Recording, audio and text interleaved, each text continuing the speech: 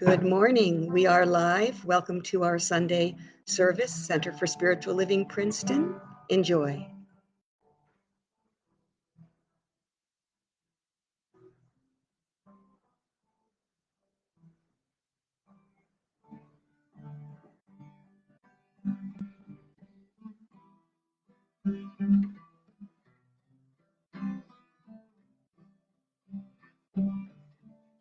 I am opening, I am opening. My heart is ready to receive. I am opening, I am opening. My heart is ready to receive. I am opening, I am opening. My heart is ready to receive. So I know for everyone here and everyone who's listening, all of you people out there in Pixel Land, that we are open and ready to receive, that our hearts are in that place of being entirely receptive to all of the concepts, words, feelings, everything that happens at this meeting of the Center for Spiritual Living, Princeton. So I say, let's go, let's be open, let's hear it, let's be happy. I am opening, I am opening. My heart is ready to receive. I am opening, I am opening. My heart is ready to receive.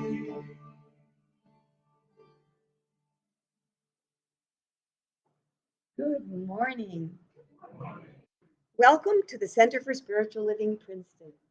We are a loving, healing, inclusive community that teaches and practices the principles and practices of the philosophy of the science of mind for our spiritual growth and the spiritual growth of the world. And how do we do that? Well, last week during my talk, we talked about a few of the basic principles of our philosophy, which ultimately ended up in understanding the point that we are all one and that we do unto others as we do unto ourselves and vice versa. It's all the same. So by being here and working on your spiritual growth, you are working on the spiritual growth of each other and the world, which is a beautiful idea to really contemplate. Sometimes I just sit and think about that. We have a few announcements. John Heron, our practitioner, is teaching a class called Visioning a Way of Life, and it is on Zoom, so everybody can do it. You don't have to go anywhere. You can even be in your pajamas.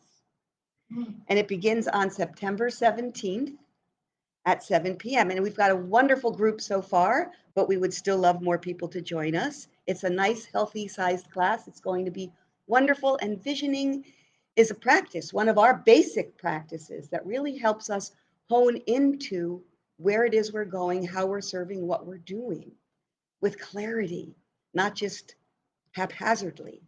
So looking forward to taking the class. I will be there. Also, next week, we have our beloved Dr. Reverend Karen speaking, and her topic will be Fear to Faith. This week, she will be speaking, and her topic is enthusiasm, fully living your life, which is great because Reverend Rich said, everybody be happy, enthusiasm, vim, vigor, vitality, a zest for life. Looking forward to it. I really am.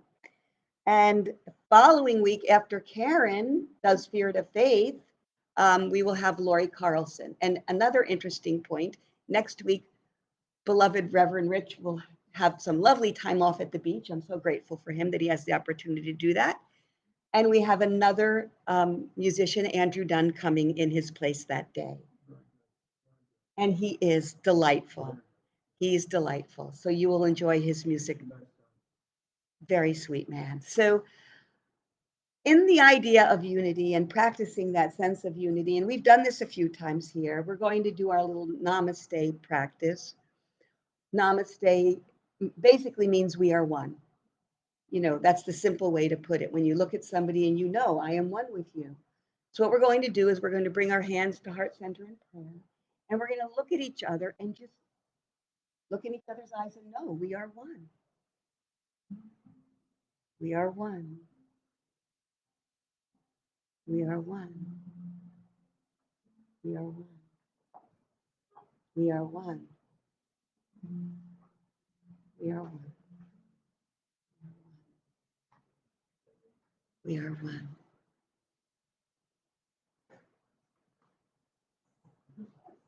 It is so beautiful because everybody is making sure they make eye contact with everybody. And you out there are making eye contact with everybody. So thank you for participating in that. Enjoy the service.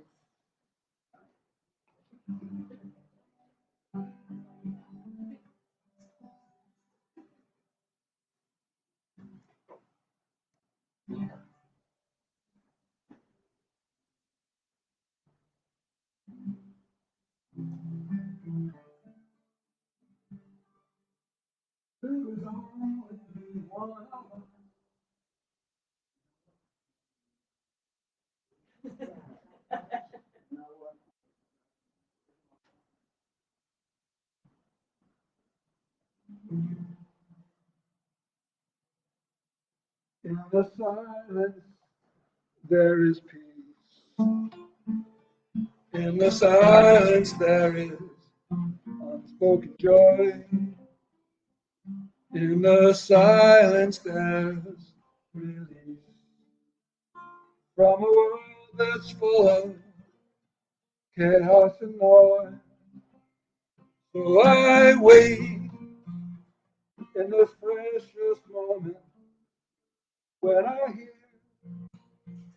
all that never has been said. And right here in this holy silence, I find God, I find myself, I find God, I find myself. In the silence there is peace. In the silence there is unspoken joy. In the silence there's release from a world that's full of chaos and noise.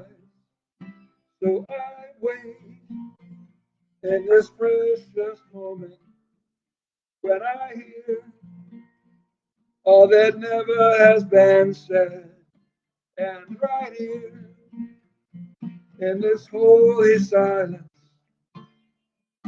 I find God, I find myself, I find God, I find myself.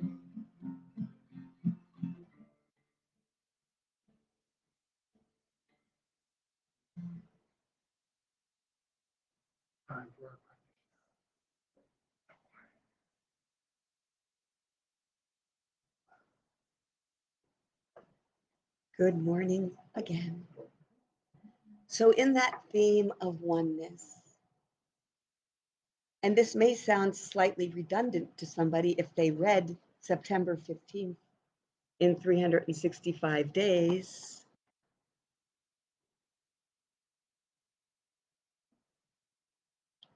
it is this daily contemplation from this beautiful book. And I'm going to invite us to do this as a meditation. So, first, let's find that place where we are centered and quiet. And closing our eyes if that's available to us. And just first settle into the relaxation of your breath.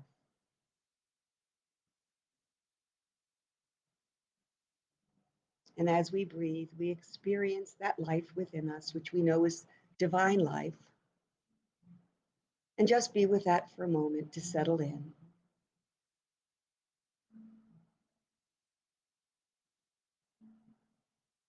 And as I read these words in the first person, I invite you to accept them as your own. There is a secret place of the Most High within me, from which comes inspiration, guidance, and wisdom. Therefore, I accept the fullness of this moment. I accept life as a glorious experience, a spiritual adventure. I believe in myself because I first believe in God. I believe that the law of good is operating through me, and I have a calm confidence in the future, a keen and enthusiastic expectation of good things to come.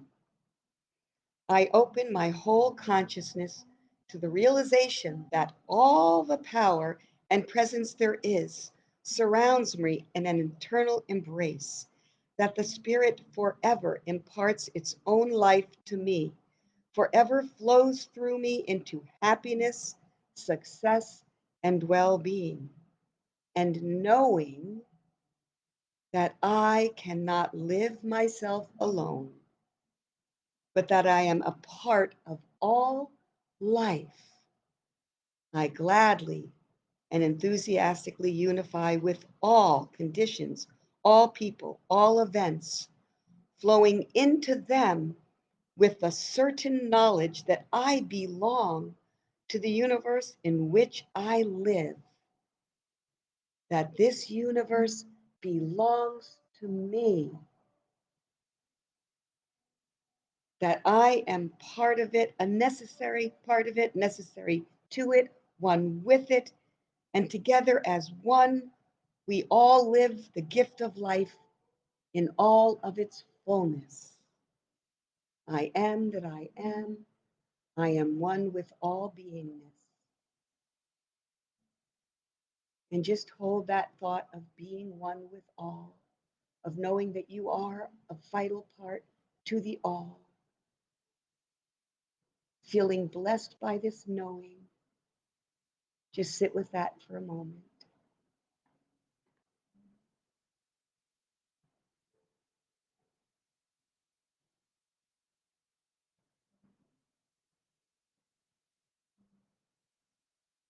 Now, bring yourself back to the awareness of the room.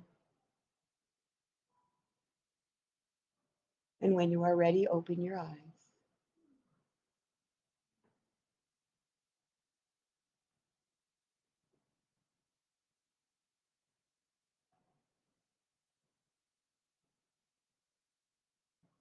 Thank you.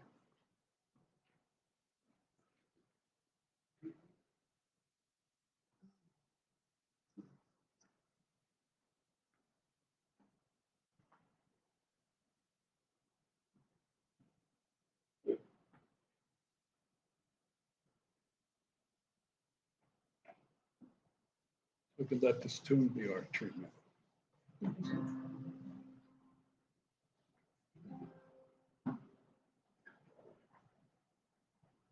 How do you like the floors here? Huh? Look at this. Looks like I had a pro job on this.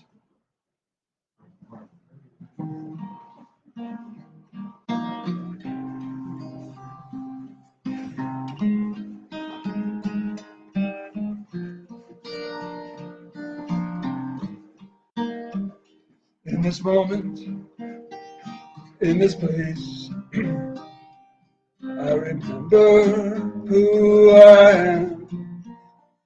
When all fear and worry fall away from me, I open my eyes and see there is only love. There is only love.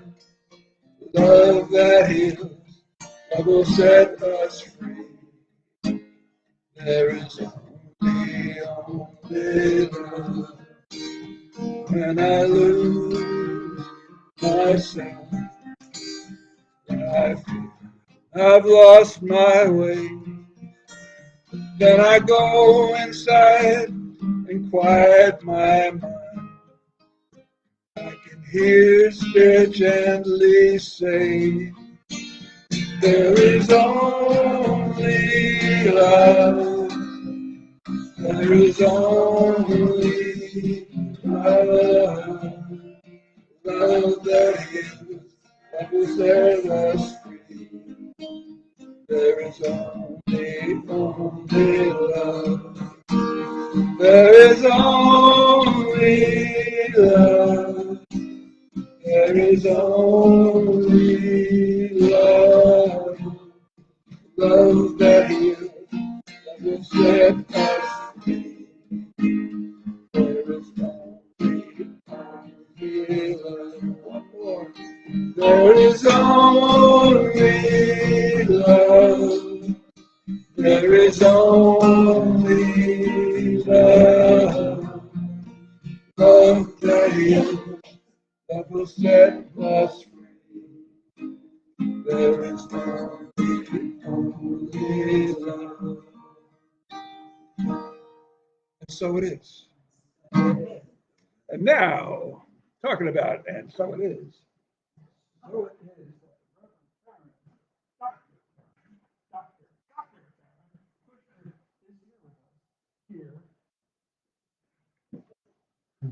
Here at the venue.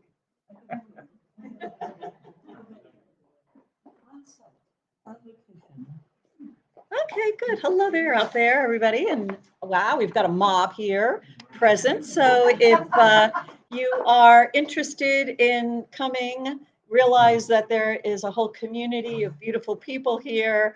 And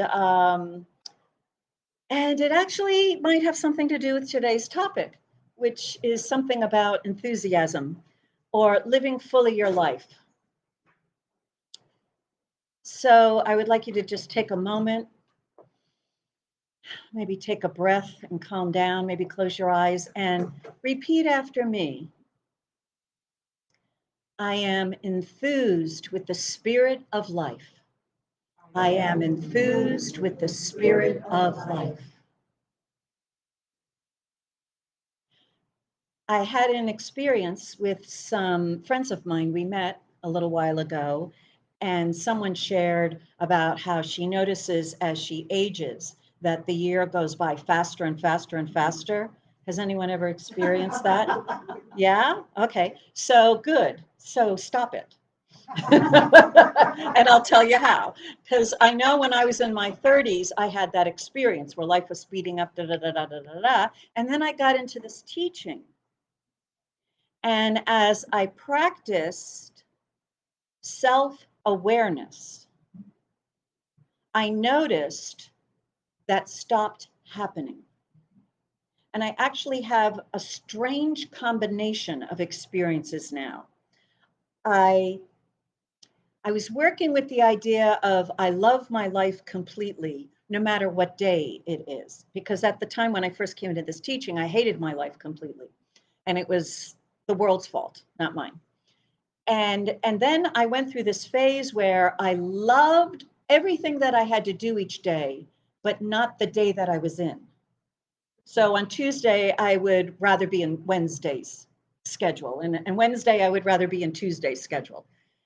So I just kept being aware of that operating in me and became more and more self-aware, more and more connected with that loving presence, which never changes. And I began getting guided to let things off my schedule, reduce my commitments. And at first I was scared. Oh, I only had 10 things on my calendar instead of 20. But as I got used to it, I discovered by minimizing my worldly activity, whatever I was doing got deeper and richer. So we can be living our lives like one of those skipping stones across the lake. I actually saw a video this past couple of weeks where, the guy who skipped his stone, I guess the longest, it was something like 30 times. It was amazing. He went, and the rock, so realize that When you're very, very busy and you have lots of stuff to do, you don't have time to dive into the water. You got to skip along. And yes, the year goes by very, very quickly that way. But when you start completing your commitments and when you start not adding more to your schedule, and when you start being fully present to whatever it is, you go deeper into that pond and you notice there's a difference in speed. That skipping stone at the top versus moving underwater. But it's a richer experience of the pond being deep and moving under the water. You feel it all around you, whereas skipping the stone, does the stone even notice the pond? It's so entering into the spirit of life, living fully, requires us to fully experience our life, to be fully present to yourself and to whatever is in front of you. Great word, preoccupied, right? I was with someone recently sharing my best stories, and I noticed she didn't respond to my best stories. She just didn't respond. And, of course, I take it personally, and I'm like, ugh, I talk too much. Let's shut up. So I shut up, but she didn't say anything either. So I'm like, well, okay, maybe we'll be in peace together, or, let's start. I started asking questions, and she would respond. But upon reflection, I believe my thoughts is she was preoccupied. She wasn't fully present with me.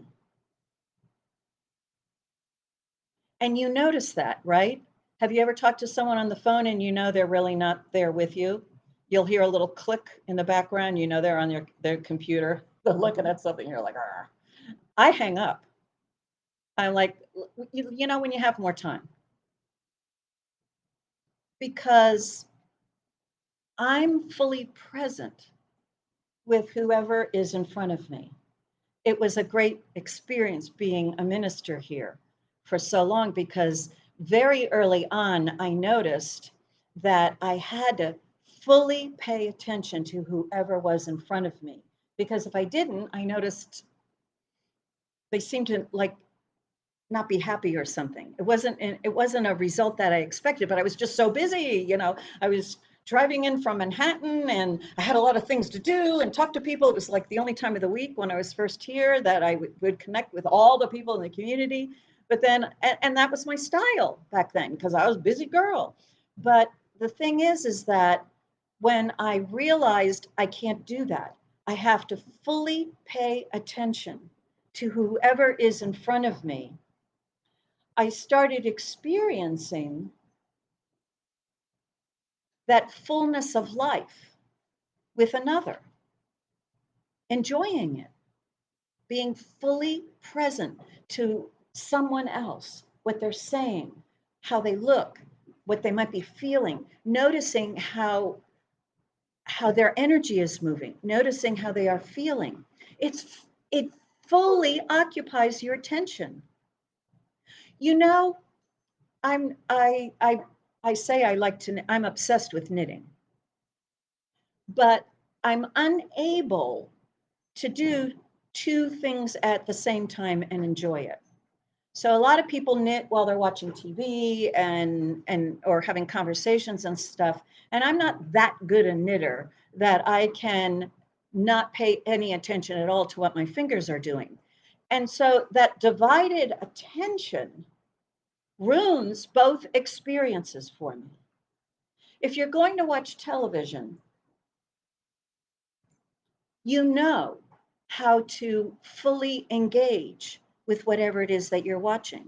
And so for you out there in virtual land, I know you out there, right? You might have me on in the background while you're washing the dishes or something. You're on mute. You're like, you don't care. Been there, done that. But the poor people who are here, I'm making eye contact with them. So if I see them doing something else, I'll make eye contact and they're like, whoa. fully engage, fully pay attention, fully pay attention. So that is a good practice, well, whether you're here or something else, because the more you pay attention, the more you get out of it. So this is Judge Thomas Troward, the Doré Lectures. His first chapter is entitled Entering into the Spirit of It, from which came my title. We all know the meaning of this phrase in our everyday life. The spirit is that which gives life and movement to anything. In fact, it is that which causes it to exist. So, the thought of the author, the impression of the painter, the feeling of the musician, is that without which their works could never have come into being. And so it is only as we enter into the idea which gives rise to the work that we can derive all the enjoyment and benefit from it which it is able to bestow. So when you're in an art gallery, you're looking around. I mean, the Princeton Art Gallery, right? I mean, you can't see it all unless you're a skipping stone kind of person. Got all right, whatever. And when I'm like that, I remember nothing afterwards. Absolutely not. I remember the movement of my body through the place, going, oh yeah, there were a lot of rooms. But when you stop in front of one, you notice more. You start paying attention. And you have control over how much you pay attention to that particular painting. It might be one that you just walk past. Oh my gosh. Years ago, I was studying in Switzerland with some young analysts, and this one woman, her whole presentation was on the symbols that exist in some tapestries. And she spent one whole lecture on one piece of tapestry, which became so beautiful to me that I want it, but I haven't been able to find it anywhere. I like want, give me a postcard. I've Googled it, blah, blah, blah, blah, blah. I can't remember the name, blah, blah, blah, blah. But she spent 3 hours with us breaking down all the symbols. And as she has explained what more and more of the symbols in that piece of art represented, the more I got out of it. So that it was an expression of wisdom in an object. So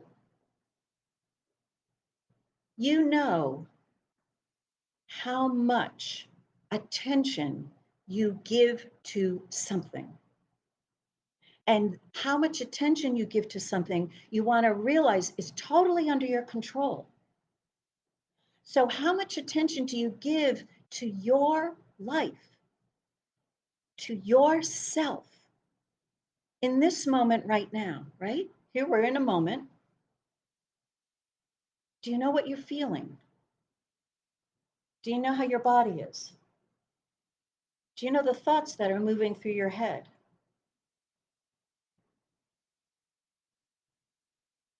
Do you notice what your intuition might be telling you? Have you ever been somewhere where your intuition says, get out of there? Now, if anybody leaves, oh well, but oh well, I'll notice because I'm paying attention. But then I'll also be paying attention to how I feel about that. And what does it mean for me? And is this something for me to contemplate afterwards? Or is it something for me to let go? It has nothing to do with me. That inner sense of guidance. Do you know what that, I'm saying some words, but what are the words, the thoughts that are rising in you? Because they're different. That's why every once in a while somebody will say, can you repeat what you said? Because the thoughts that it generated in you were so good, you want to recall those thoughts. And you're hoping if I repeat what I said, which I rarely can do, right? If I repeat what I said, it will regenerate those thoughts, but you want to pay attention to them and where they go and where they leave. So it's okay if you're here and you're really listening, and then all of a sudden you're somewhere else. Just be fully aware where you are. What are you getting out of this talk? Is there value here for you? I used to do a spiritual mind treatment before I went to a Sunday service, way back when I was a student in this teaching, so that I received the good that I came here for. That's why it's helpful to set an intention before you do anything. What is my intention? The reason why it's good is it's a practice of being fully present, realizing that this particular event is for you. And so, what are you going to receive from it? What are you going to give from it? Something Reverend Rich sang or said at the very beginning, or it might have been Susan, said something about, it might have been Susan, right? Be ready to receive your good, something like. She said the word receive. And I was sitting there and I'm like, well, wait a minute. I'm going to be receiving too, not just giving. What am I going to be receiving? So we want to pay attention to our lives if we want to live it fully. And we want to watch those protective habits that we've developed, because when we were babies and toddlers and children, we couldn't handle what was going on in the environment. And so we went dead. So sometimes it's for you to decide, but that laid back attitude, is it a defense mechanism? A laid back attitude might be a consciousness of being so in the flow with spirit that you're just fully enjoying the experience and floating through the activities and movements of life. Or it could be a protection where you're not feeling anything. You're not investing yourself in anything.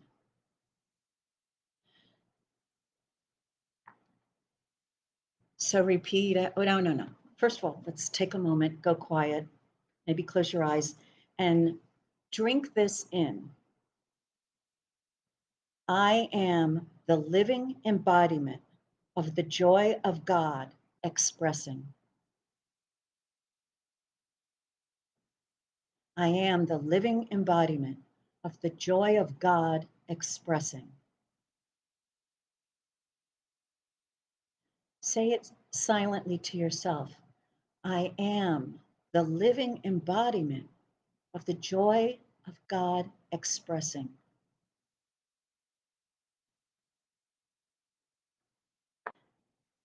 When I woke up this morning, those words came to me.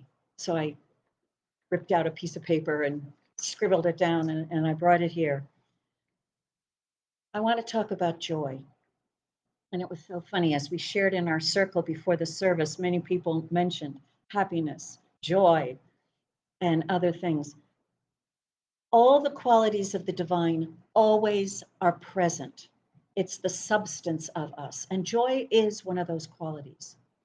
Joy might be experienced by us as happiness, as pleasure, as delight. But no matter what emotion we have, even grief and sadness, joy is still there.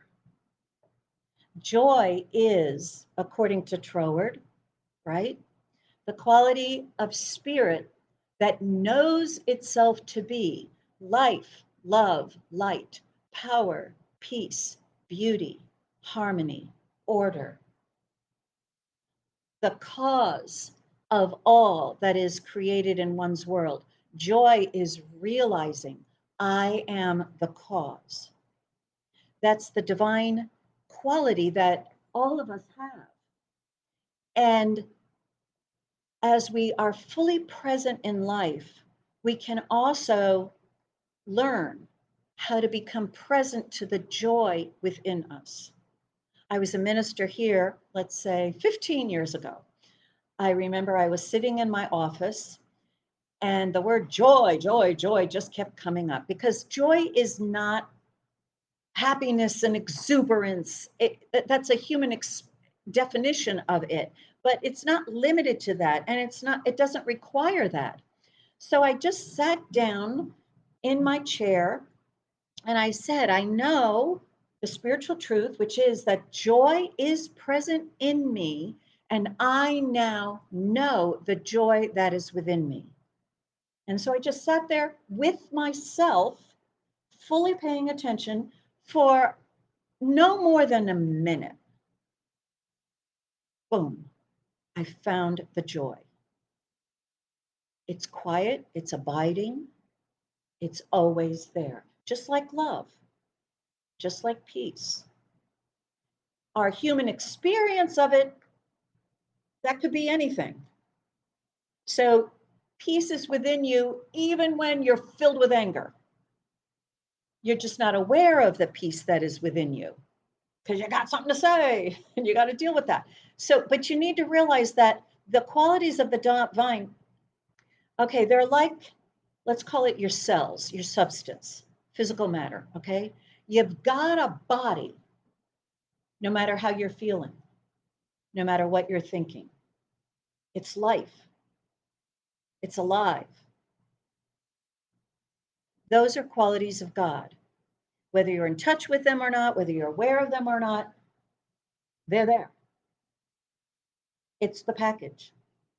You're using the infinite mind. You're always causing, through your beliefs and your thoughts, the law to create your experience, whether you're asleep, whether you're awake, whether you're asleep with the TV on with some televangelist going on and on, which actually happened to me this past week. And he just got incorporated in my dream. And it was a strange dream because I was dreaming, I was listening to some preacher preach. And at the same time, he was sitting next to me and I kept whispering to him, oh, is that working for you? And, how's that? Oh, so you say you did that with your sons? How are your sons doing but lately, huh? Anyway, so that was the dream. And then I woke up and I realized, oh, there's a preacher on the TV set. Learn how to shut the thing off, right? And I'm like, who is this guy? Because what he was saying sounded like our teaching. He was really talking prosperity and making all these great quotes from the Bible about prosperity. And I'm like, who is this person? So look, this is an example of paying attention. I had a dream. I woke up. I saw what was the stimuli, but I also had an experience in the dream which I wasn't having in listening to him. He made sense.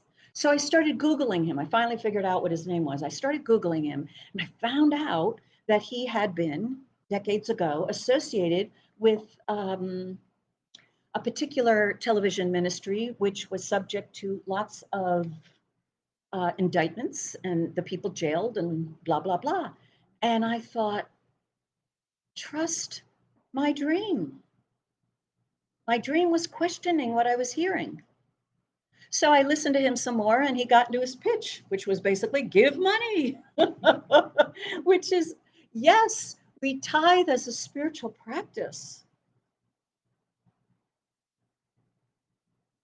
But when you're fully living your life, you're hearing what's being said, but you're also feeling your instincts. And if there's something that doesn't match up, you can be aware of it, right? You can be aware whether someone is speaking their truth or whether they're skipping stones. When I first came into this teaching, oh my gosh, people wanted you to write out your talk, and I would write out my talk, but if I came here, which I never did because I couldn't, and just read it, it would have been dead. It was alive when it was written.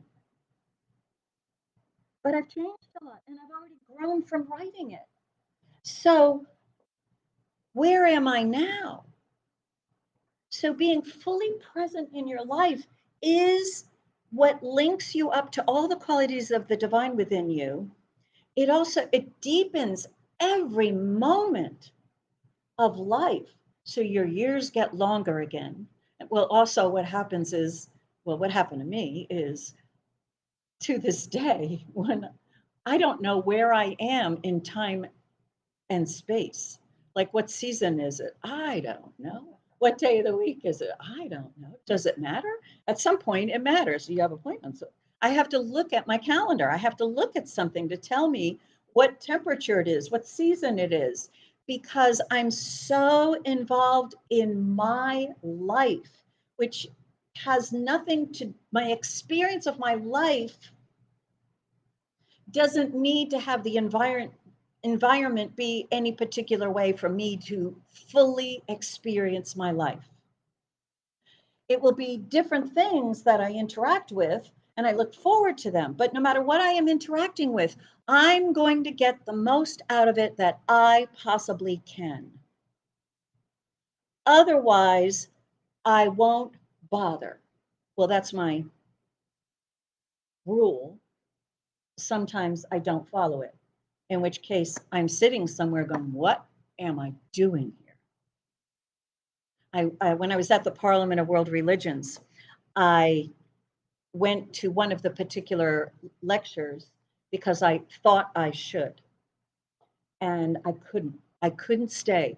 The fear that was rising in me as the person spoke, and he was very sincere, and it was very informative, but I couldn't tolerate the fear that was rising in me. And I realized he was trying to calm us down, and he was trying to make us not be fearful. But everything he said scared the bejesus out of me. And I'm like, okay, this is my stuff. For whatever reason, Karen is not ready to hear what this person has to say, this gift that he is giving. And without judgment of myself much, I left.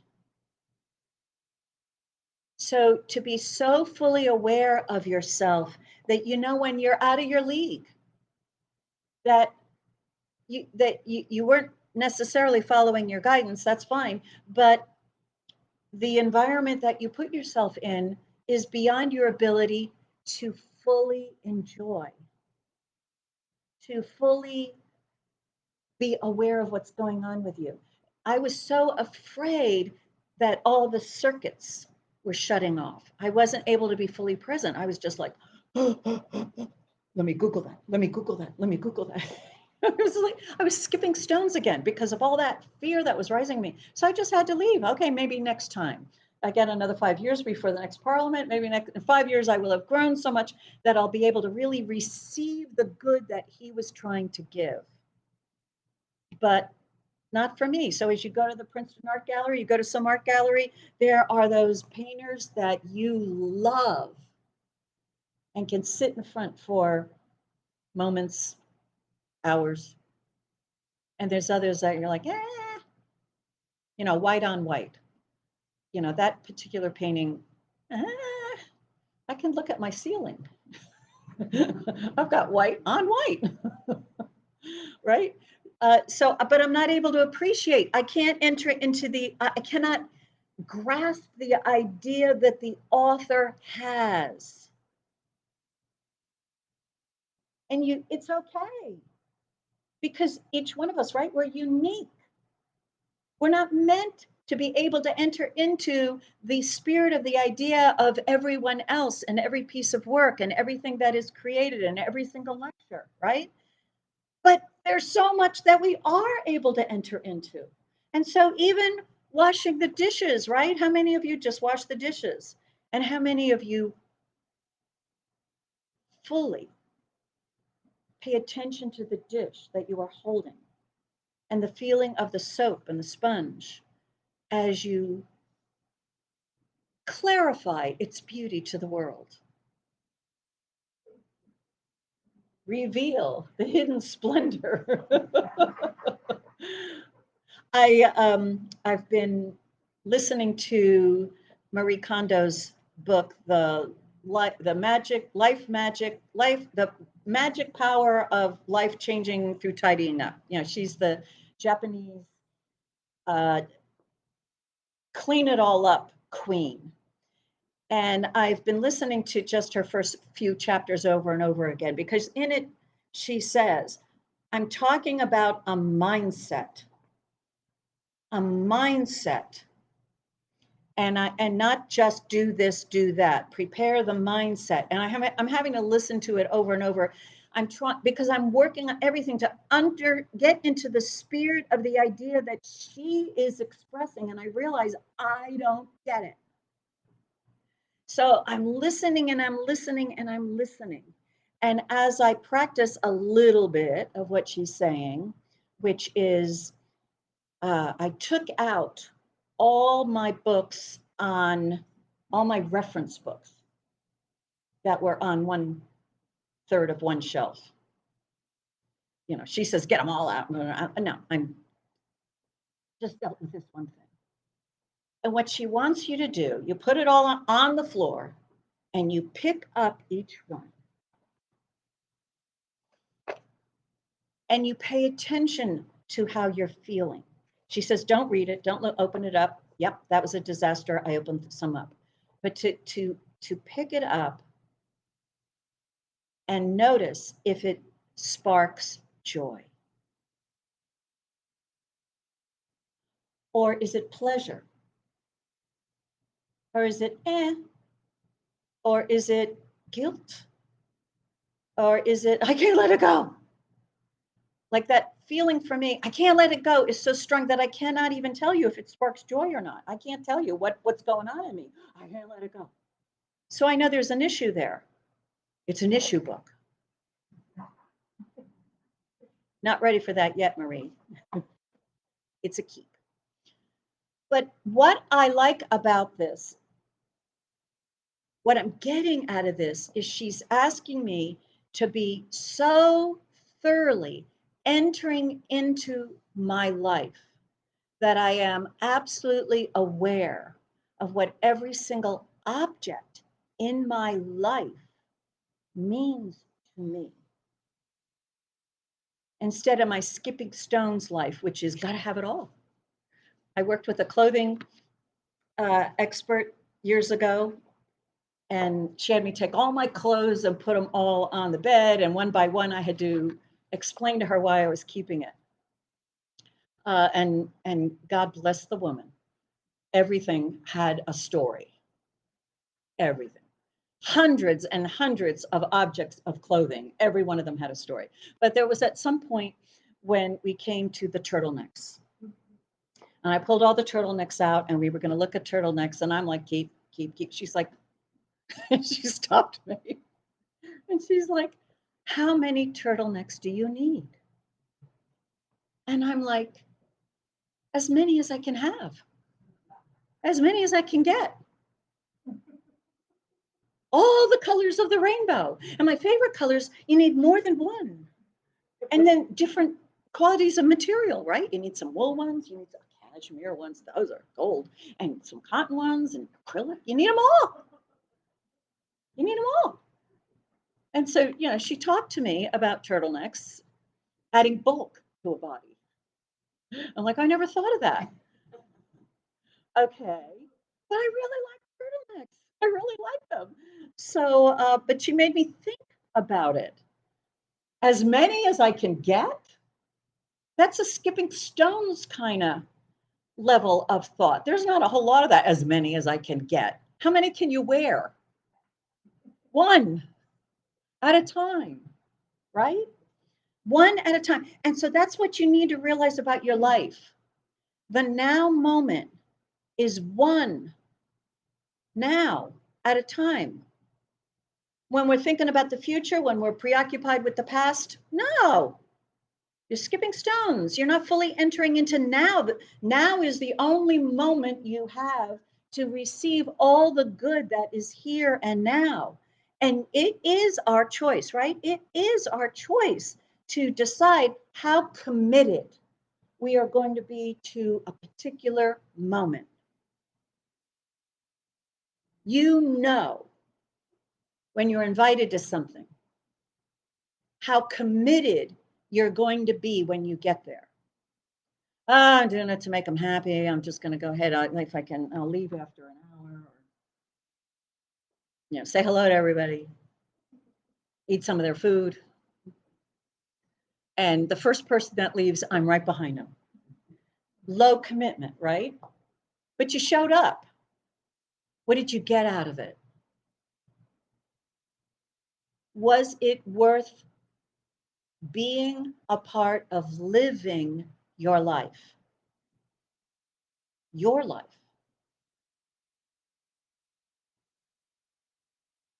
And if you did decide to go because to make somebody happy and it's not what you're interested in, can you still receive good out of it?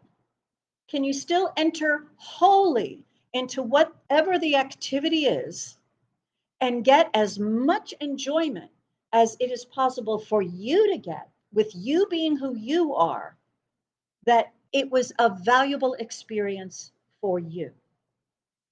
And you learned a lot from it. And you enjoyed it. Learned something you didn't expect about yourself. Maybe you learned never again. Valuable, right? So let's say to ourselves, I am the living embodiment of the joy of God expressing. I am, right? I am that I am is the name of God. I am. What am I? An embodiment. That's all the way through my flesh. So mind, heart, emotion, soul, flesh, all, and embodiment. Living. I'm alive. I am living. Living is a verb. I'm expressing, I'm being, I'm doing, I'm thinking, I'm feeling, I'm aware. All of me right now is using the infinite mind and its wisdom, all of me paying attention to what's within, all of me aware of what's without. I am present. I am the living embodiment of what?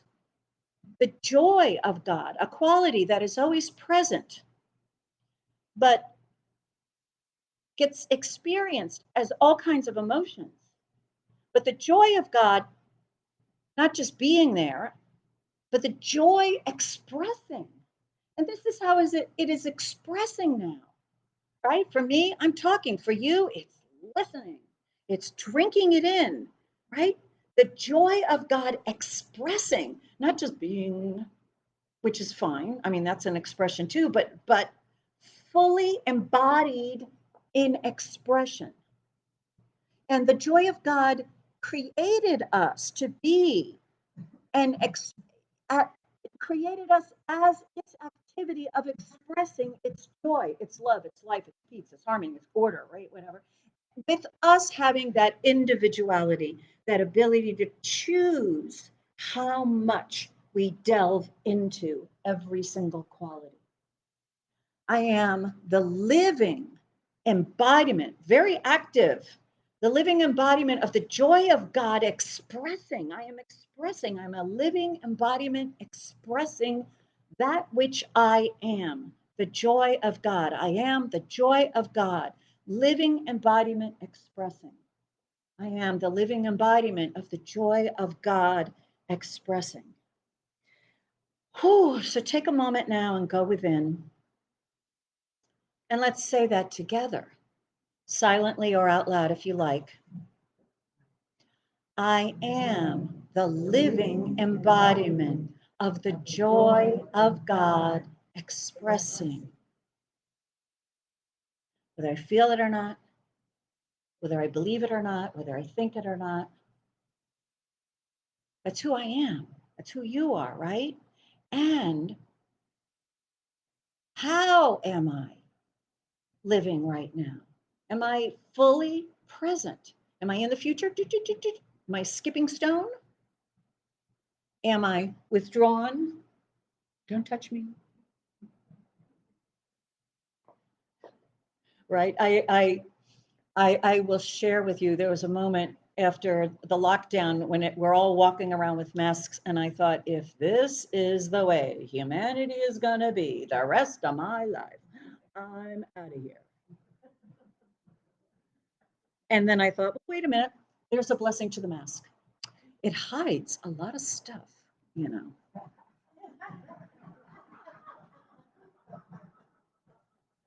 So I entered into the spirit of the mask, and I had beloved Margaret make a whole bunch of me, all different colors, all different purposes, match my clothes. All right, so let's take a moment now. Reverend Rich is getting ready to play something that expresses the joy of God as Him. And I'll come back and do a spiritual mind treatment. So each one of us find it even more pleasurable and easy to fully enter into the spirit of our lives. So, Reverend Rich, take us home.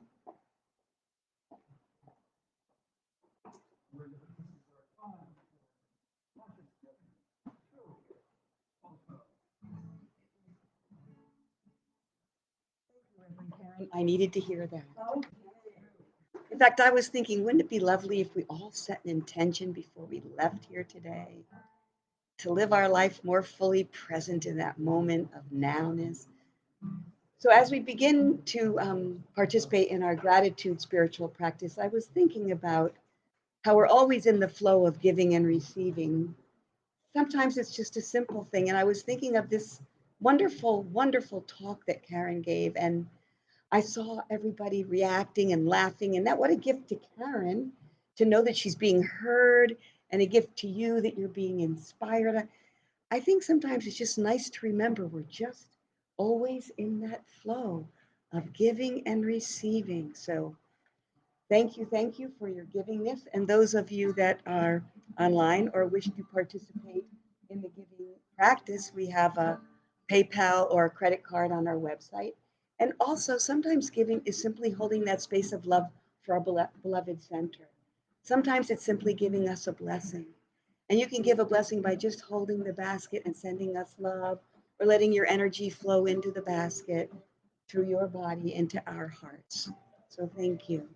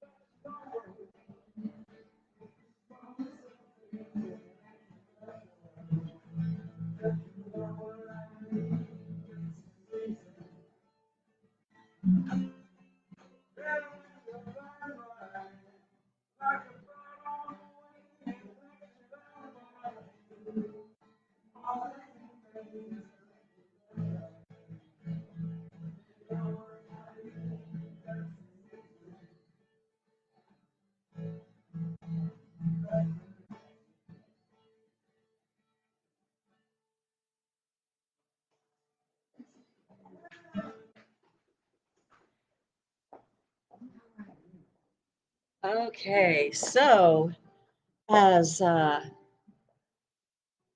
ideas of the divine are flowing through our community, I invite you to set an intention now for you and how you are living your life.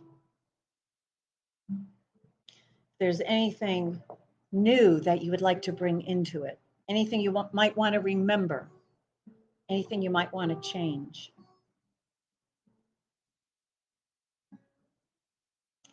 I am the living embodiment of the joy of God expressing. So this word is being spoken for each one. Only one life, God's life. It is God's life that is living, embodying itself in its creation. The life of God is a great and glorious life. This is the life that each one has been given. And each one has the freedom to choose how deep to go in living this life, how much of its greatness and its gloriousness to experience within their own selves. No matter what may be going on, no matter what may be in the environment, no matter what one's activities may even be, each one always is fully aware that he or she has a choice of how much to commit to the moment, how much to give of oneself to the moment, how much to be open to receive of good from each and every moment, to have full, deep value of each and every moment of expressing this gift of life, this precious gift beyond measure, because its measurement is done by the choice by each one. And so each one is now more aware of the value of this gift, more curious to discover how much this life can be savored, enjoyed, fulfilled. Each one is interested in having a year that is endless in time because it is so full of deep, rich moments of awareness, of being present, of being fully felt, fully committed, that each one is now measuring his or her life by how deep each one goes in each and every moment. And that this is the life that is God expressing in, through, and as each one, for each one, by each one, in each one, through each one, and so deep, so much so that God as I am is the embodiment of this joy, this life, this love that is God itself.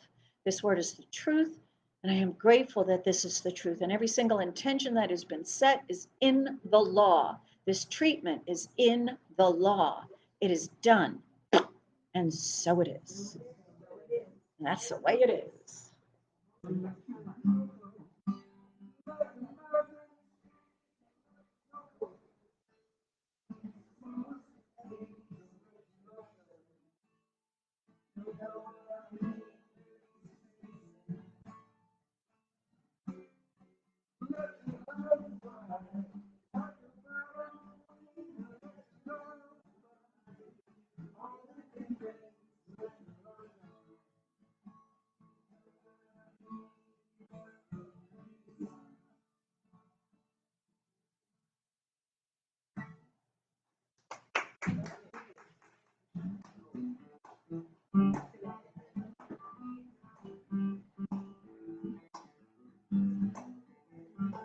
Thank you all for being with us today, and goodbye.